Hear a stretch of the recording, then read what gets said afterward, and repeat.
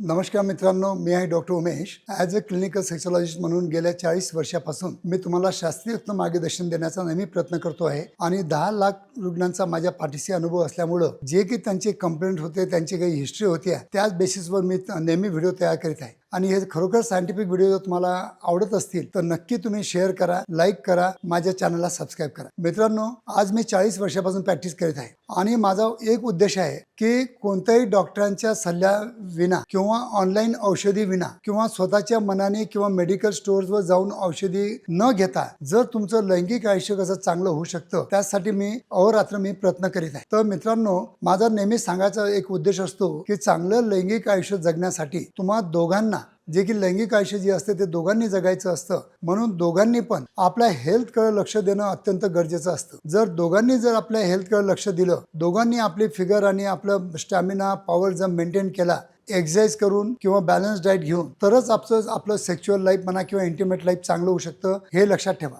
जर तुम्ही फक्त आणि फक्त औषधीच्या भरोशावर पॉवर आणि स्टॅमिना तात्पुरता वाढवण्याचा जर प्रयत्न करत असाल तर इथं तुम्ही चुकत आहात, हे तुम्ही लक्षात ठेवा। जर चांगलं तुम्हाला सेक्शुअल लाईफ पाहिजे असेल तर रोज तुम्हाला 1 तास एक्सरसाइज करणं गरजेचं असतं। तुमच्या जेवणामध्ये तुम्हाला high protein low carbohydrate diet घेणं अत्यंत गरजेचं असतं, कारण की जेव्हा आपलं लैंगिक समस्या असतात तर फक्त पुरुष माझ्याकडे येतात आणि पुरुषांनाच लैंगिक समस्या आहेत आणि स्त्रियांना नाही असं नसतं, कारण स्त्री आणि पुरुष दोघांची अनाटॉमी आणि फिजिओलॉजी नियर अबाउट इक्वल आहे। तर दोघांनाही हे समस्या उद्भवू शकतात, पण स्त्रिया त्यांच्या समस्या सांगत नाहीत। पुरुष आमच्याकडे येतात, पुरुष आम्हाला खुल्लं बोलतात, पण स्त्रिया काही येत नाहीत आणि ते की त्यांच्या सांगत नाहीत। तर त्यांच्या समस्या जे असतात ते जास्त मनातल्या मनात दाबून ठेवल्यामुळे कुठे त्यांच्या मनामध्ये अँक्झायटी, डिप्रेशन असतं आणि त्याच्यामुळे काय होतं की त्यांच्या बॉडीमध्ये हार्मोनल चेंजेस होतात, ओबेसिटी वाढते, पीसीओडी होते आणि त्यांचं इरिटेबिलिटी वाढते। तर हे जर कारण तुम्हाला टाळायचे असतील तर मी तुम्हाला नेहमी सांगतो की केव्हाही ज्या लैंगिक समस्या असतील, ह्या समस्या तुम्ही एकट्याच्या न समजता जर तुम्ही प्रॉपरली आमच्याकडे येऊन कपल काउन्सिलिंग प्रॉपरली करून घेतलं तर मला वाटतं की तुम्हालाही पण तुमच्या उपचारासाठी बेनिफिट होऊ शकतो। काही गोष्टी 4 गोष्टी आम्हाला कंपल्सरी, खाण्यापिण्याबद्दल म्हणा, वागण्याबद्दल, कशाबद्दल किंवा नेचर बद्दल आम्हाला तुमच्या पार्टनरला सांगणं अत्यंत गरजेचं असतं। तर हे जर आम्ही तुमच्या पार्टनरला आणि तुम्हाला दोघांना बसून आमच्या समोर जर काउन्सिलिंग करायचा आम्ही चांगला प्रयत्न केला तर कोणत्याही लैंगिक समस्या या विना औषधी पण आपण चांगल्यात चांगल्या सॉल्व्ह करू शकतो,